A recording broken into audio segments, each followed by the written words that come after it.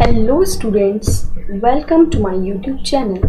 आज जो टॉपिक मैं आपके लिए लेकर के आई हूँ, ये टॉपिक है क्लास 10th का balancing chemical equation. Chemical equation को कैसे बैलेंस किया जाता है, इस पर आपने एक शॉर्ट जो है मेरा देखा होगा, शॉर्ट वीडियो देखी होगी, ठीक है। बट उसमें बहुत डिटेल में अच्छे से मैं आपको नहीं समझा पाई, क्योंकि बहुत ही कम समय का होता है और कई बच्चे ऐसे होंगे जिनको उतना भी समझ में नहीं आया होगा। तो यहाँ पे थोड़ा डिटेल में अच्छे से मैं आपको समझाने वाली। तो चलिए स्टार्ट करते हैं। ये हमारे पास फर्स्ट जो है इक्वेशन है, केमिकल इक्वेशन है Al2SO4 whole thrice plus NaOH gives AlOH whole thrice plus Na2SO4।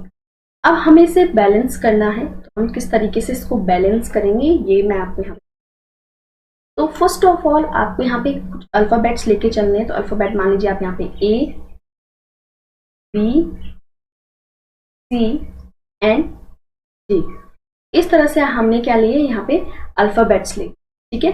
अब हम क्या करेंगे, इसके बाद हमने देखना है कि यहाँ पे हमारे पास क्या क्या है। एक तो Al है, ठीक है, एल्यूमिनियम है। दूसरा हमारे पास एल्यूमिनियम के बाद अगर हम देखेंगे तो यहाँ पे क्या है, सोडियम है। सोडियम पहले जो है आप लिख लीजिए, सेम ये प्रोडक्ट वाली साइड में भी है। और क्या है, SO4 सल्फेट है, SO4 एंड फोर्थ वन है हमारे पास OH, ठीक है। अब हमें क्या देखना है, ये रिएक्टेंट, इतना तो आप सबको पता होगा कि रिएक्शन में ये जो इधर होता है ये होता है रिएक्टेंट और इस साइड ये क्या है, पूरा ये है प्रोडक्ट, ठीक है। ये रिएक्टेंट है और ये है प्रोडक्ट। तो यहाँ पे अगर हम मतलब इसको सॉल्व करेंगे तो हम देखेंगे कि यहाँ पे एल्यूमिनियम अगर हम देखें इस साइड तो ये है 2 और ये कितना A, तो हम इसको क्या लिख सकते हैं 2A। और हमें पता है कि प्रोडक्ट वाली साइड और रिएक्टेंट वाली साइड, दोनों साइड में जो एटम्स होते हैं वो इक्वल होने चाहिए, ठीक है। तो इधर 2A है, अब इधर एल्यूमिनियम देखें तो सिर्फ ये है एल्यूमिनियम, तो कितना है, ये C के इक्वल है। तो ये क्या हो जाएगा, प्रोडक्ट वाली साइड C, ये प्रोडक्ट वाली साइड है और ये रिएक्टेंट वाली, ठीक है। अब सोडियम पे आए, अगर हम सोडियम को देखिए यहाँ पे सोडियम कितना है, B के इक्वल, तो ये हो जाएगा B। प्रोडक्ट वाली साइड में आप सोडियम देखिए, सोडियम ये है D और ये है 2, मल्टीप्लाई करेंगे इनको तो कितना हो जाएगा 2D, ठीक है। अब SO4 सल्फेट देखिए यहाँ पे, तो देखिए ये 3 है और यहाँ A है, इनको मल्टीप्लाई कीजिए कितना हो जाएगा, ये हो जाएगा 3A। और प्रोडक्ट वाली साइड में SO4 आप देखिए सिर्फ कितना है D, तो 3A इज इक्वल्स टू हो जाएगा D, ठीक है। अब OH देखिए यहाँ पे कितना है, OH B के इक्वल है, ठीक है, OH B हो जाएगा। प्रोडक्ट वाली साइड में अगर हम OH देखें, ये 3 है और ये C है, तो ये हो जाएगा C, ठीक है। इतना आप सबसे पहले लिखेंगे। अब इसके बाद क्या करना है वो आप यहाँ पे ध्यान से देखिए। अब आपको इसमें देखना है कि ऐसी कौन सी वैल्यू है जो रिएक्टेंट वाली साइड बार बार, जैसे एक तो B आ रहा है और दूसरा A आ रहा है, तो हम इनमें से जैसे लेट्स हमने मान लिया, let's A is equals to 1, किसी एक को आप 1 लेकर के चल लीजिए, A इज इक्वल्स टू 1, ठीक है, 1 मान लिया। अब आप वैल्यू पुट कीजिए, सबसे पहले आप इस वाले में देखिए, तो ये कितना हो जाएगा 2A is equals to C, A 1 हो गया अगर, तो C कितना हो गया, ये है 2A is equals to C, ये वाला फर्स्ट वाला देख रहे हैं। तो ये कितना हो जाएगा, A की वैल्यू रखिए 2 इंटू 1, तो C कितना हो गया, C आ जाएगा आपका 2, तो C इज इक्वल्स टू हो गया 2, C की वैल्यू 2 आ गई, ठीक है।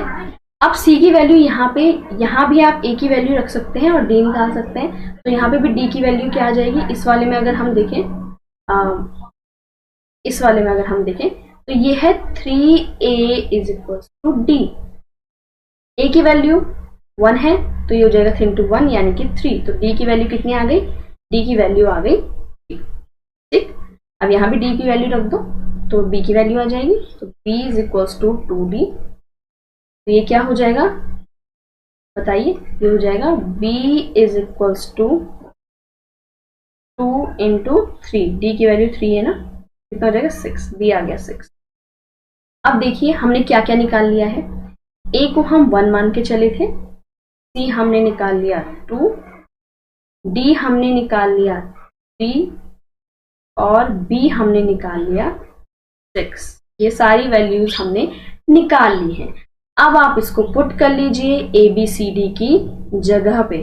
ABCD की जगह पे जब आप इसे पुट करेंगे तो आपको क्या मिल जाएगा, आपको मिल जाएगा अपना आंसर। ठीक है, चलिए AB की प्लेस पे इन्हें पुट करते हैं और इस तरह से आपकी इक्वेशन क्या हो जाएगी, बैलेंस हो जाएगी। ठीक है, तो यहाँ पे A की जगह पे पहले हमने सबसे पहले A लिया था, तो पहले A को देखेंगे। A की वैल्यू हमने क्या मानी है, 1 ली है। ठीक, तो वहां पे तो हमें कुछ भी बैलेंस करने की जरूरत नहीं है, 1 की जगह 1 ही रहेगा। B की वैल्यू देखिए, B है 6, तो हमने B यहाँ पे लिया था तो ये हो जाएगा। यहाँ पे हमने लिया था C की वैल्यू देखिए कितना है, C की वैल्यू है 2, यहाँ पे लिखिए 2। और यहाँ हमने लिखा था D, तो D की वैल्यू कितनी है, 3। तो हेंस आपकी जो केमिकल रिएक्शन है या केमिकल इक्वेशन हम बोल सकते हैं, वो हो गई है बैलेंस्ड। ठीक है, इस तरह से केमिकल इक्वेशन को क्या कर सकते हैं, आप बैलेंस कर सकते हैं। बहुत ही मतलब बिल्कुल सटीक ये तरीका है, इसमें कुछ भी गलत होने जैसा नहीं है। अब यहाँ पे कई बच्चे बोलेंगे कि मैम यहाँ पे अगर हम C को 1 ले लेते तो आपको ध्यान देना है कि पॉइंट में तो ये आने वाला नहीं है, तो आपको इस तरह से उसी की वैल्यू 1 लेनी है जहां से पॉइंट में आंसर ना। ठीक है, चलिए नेक्स्ट क्वेश्चन की तरफ बढ़ते हैं। अब देखिए सेम यहाँ पे हम क्या करेंगे, ABCD लेके चलेंगे। तो ये A हो गया, B, ये हो गया C और ये हो गया D। ठीक है, अब सेम वही मेथड हम यहाँ पे लगाएंगे। ठीक है, सबसे पहले हम देखेंगे कि यहाँ पे हाइड्रोजन कितना है। हाइड्रोजन देखेंगे हम H, उसके बाद हम देखेंगे BCA, कैल्शियम कितना है। ठीक, अब यहाँ पे हम देखेंगे जो NO3 है वो कितना है, NO।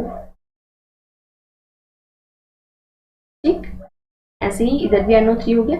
ऐसे ही हम क्या देखेंगे कि जो वैल्यू है ऑक्सीजन की वो कितनी है। तो यहाँ पे हम देखेंगे H हमने देख लिया, हम O देखेंगे ऑक्सीजन। ठीक है, तो चलिए अब अगर हम हाइड्रोजन देखें इधर, तो यहाँ पे हाइड्रोजन की वैल्यू कितनी है, हाइड्रोजन की वैल्यू है, हाइड्रोजन की वैल्यू है A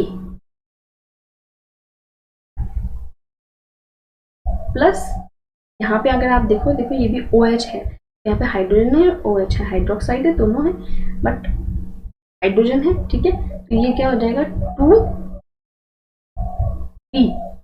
तो प्लस यहाँ पे 2B भी आएगा। तो ये दोनों किसके बराबर हो जाएंगे, प्रोडक्ट वाली साइड हाइड्रोजन कितने हैं, प्रोडक्ट वाली साइड हाइड्रोजन कितने हैं, 2D।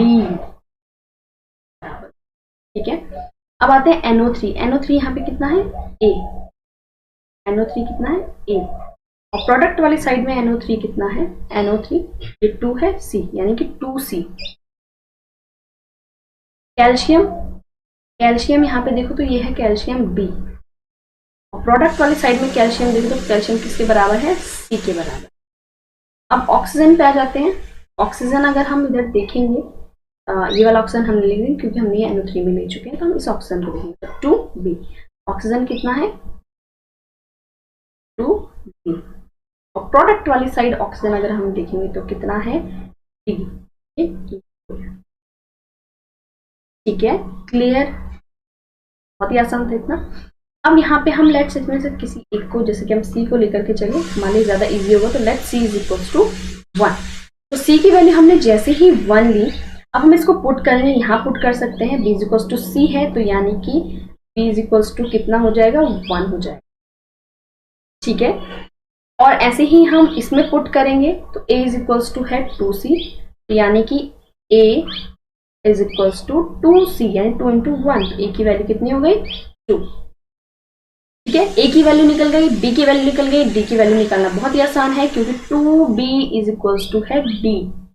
तो B की वैल्यू है 1, तो D कितना हो जाएगा, D is equals to 2 into 1 यानी कि 2। अब हम ABCD की वैल्यू रखेंगे और हमें सारे जो आंसर्स हैं बड़ी आसानी से मिल जाएंगे। तो यहाँ पे हमें इसे बहुत ज़्यादा सॉल्व करने की ज़रूरत नहीं है, वो ऑटोमेटिक ही बैलेंस हो जाएगा जब हमने ABCD की वैल्यू निकाली। ठीक है, चलिए यहाँ पे हम बैलेंस करते हैं इसको। ऑटोमेटिक हाइड्रोजन तो बैलेंस हो ही जाएगा जब हम ABCD लिखेंगे, तो ऑक्सीजन बैलेंस होगा तो हाइड्रोजन भी। अब आप वैल्यू पुट करेंगे और आपकी रिएक्शन हो जाएगी बहुत ही आसानी से बैलेंस। ठीक है, तो यहाँ पे वैल्यू रखते हैं। ए की जगह ए की वैल्यू कितनी आई है? ए की वैल्यू आई है 2। ए की वैल्यू आई है 2। यहाँ पे हमने बी पुट किया था, बी की वैल्यू 1, ये एज इट इज रहेगा। सी की वैल्यू 1 है, ये भी एज इट इज रहेगा। और H2O यानी कि जहां पे हमने डी लिया था, डी की वैल्यू कितनी है? 2, यहाँ पे आ जाएगा 2। तो हेंस आपकी इक्वेशन हो गई है बैलेंस। अगर आप ध्यान से देखो तो आपको ये इक्वेशन क्या दिखेगी? बैलेंस्ड दिखेगी। ये अब आप बोलेंगे ये फर्स्ट वाला हमने लिया है, कि आप चाहें तो इसे ना भी लें। ठीक है, हमें मेनली ABCD चाहिए, तो हम क्या कर सकते हैं, जो है HNO3 की वैल्यू डायरेक्ट ले सकते हैं। ठीक है, इस तरह से यही हो गया आपकी रिएक्शन बैलेंस। चलिए नेक्स्ट क्वेश्चन की तरफ बढ़ते हैं।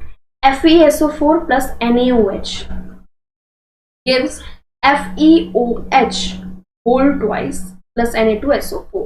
अगेन हम अल्फाबेट्स लेंगे। A, अब तो सबको क्लियर हो गया होगा और आई होप कि आप इजीली कर भी पा रहे होंगे। B, छोटी सी इसमें थोड़ी सी मैथ्स लग रही है, हल्की सी, बहुत ही नॉर्मल मैथ्स। ठीक है, ABCD ले लिया आपने। यहाँ पे लीजिए Fe, यानी कि जो A है, A किसके बराबर है? यहाँ पे इधर देखिए, Fe C के equal, Fe is equal to जाएगा C। ठीक है, अब यहाँ पे आइए Na पे, तो Na है B। इधर साइड देखिए, ये 2 है, ये D है, तो यहाँ पे क्या हो जाएगा? 2D। ठीक है, अब SO4 यानी सल्फेट हम देखें रिएक्टेंट वाली साइड पे, तो A के इक्वल है, तो सल्फेट कितना हो जाएगा? A, और प्रोडक्ट वाली साइड सल्फेट कितना है? B के इक्वल, हो जाएगा A is equal to D। ऐसी OH देखिए, रिएक्टेंट वाली साइड पे B के बराबर है, प्रोडक्ट वाली साइड पे OH कितना है? 2, और इधर C, 2 इंटू C यानी कि 2। आप कंफ्यूज हो उससे पहले, वैसे तो आपको ABCD की वैल्यू रखनी है। ठीक है, बस आपको देखना इस तरीके से। अब आपको ये मिल गया, अब हमें करना है इसको सॉल्व। तो हम जब इसको सॉल्व करेंगे, अब यहाँ पे आप क्या करेंगे? सेम वैसे ही let's C is equals to 1। अगर C 1 होगा तो क्या A की वैल्यू 1 होगी? Yes, A is equals to कितना हो जाएगा? 1। कैसे? A is equals to C है क्योंकि। ठीक है, अब दूसरा क्या इजी तरीका है, आप यहाँ पे पुट कीजिए, तो ये हो गया B is equals to 2C। C की वैल्यू है 1, तो B इज इक्वल्स टू क्या आ जाएगा? 1। क्लियर? अब इस पे आइए, A इज इक्वल्स टू है D। ठीक है, A इज इक्वल्स टू है D। यहां से भी A की वैल्यू कितनी आ जाएगी? D की वैल्यू हमारे पास अभी तक है नहीं, तो हम इसको अभी बता नहीं सकते, तो हम बेहतर है पहले D की वैल्यू निकाल, तो D की वैल्यू हम यहां से निकालेंगे। B is equals to 2D। तो यहाँ पे D की वैल्यू हम कैसे निकालेंगे? D की वैल्यू हम बढ़िया आसानी से निकाल सकते हैं। A is equals to D है, तो यहाँ पे A की वैल्यू 1 है, तो D इज इक्वल्स टू हो जाएगा 1। ठीक है, इसकी जरूरत पड़ेगी नहीं हमें। इस तरह से हमारे पास आ गई वैल्यूज A, B, D और C की। हाँ, C की वैल्यू भी हम देखेंगे, C की वैल्यू ले लिया हमने। ठीक है, इसकी नीड नहीं पड़ेगी हमें। इस तरह से हम चारों वैल्यू निकाल लेंगे। अब इस वैल्यू को हम पुट करेंगे जो हमने ABCD जहां पे लिया था वहां पे, और रिएक्शन हो जाएगी इस तरह से, बहुत ही आसान तरीके से बैलेंस। ठीक है, चलिए करते हैं इसको। ए की वैल्यू यहाँ पे हमने ए लिया था, ए की वैल्यू कितनी है 1, तो पुट करने का जरूरत नहीं है। अगेन बी की वैल्यू इज 1, सी की वैल्यू भी 1 है, और डी की वैल्यू जो है वो भी यहाँ पे कितनी है, यहाँ पे थोड़ा हो गया है, बी की वैल्यू होगी 2 इंटू सी होगा ना, तो यहाँ पे 2 होगी, तो हैंस बी की वैल्यू कितनी हो जाएगी 2। ए की वैल्यू 1 है, बी की वैल्यू 2 है, सी की वैल्यू भी 1 है, और डी की वैल्यू भी 1 है। ठीक है, तो इस तरह से ए बी सी डी चारों वैल्यू आ गई, और हमारी रिएक्शन क्या हो गई है, हमारी रिएक्शन हो गई है बैलेंस। ठीक है, तो इतना आसान होता है रिएक्शन को बैलेंस करना, बहुत ज़्यादा टफ नहीं होता है, इट्स वेरी वेरी इजी, बहुत ही आसान तरीका मैंने आपको बता दिया है रिएक्शन को बैलेंस करने का। तो आप ये ना सोचें कि हमें तो यहाँ पे बी और ये भी दिया था, कोई बात नहीं, आपको ए बी सी डी की वैल्यू मिल गई है, आप उसे पुट कीजिए। ठीक है, गॉट इट।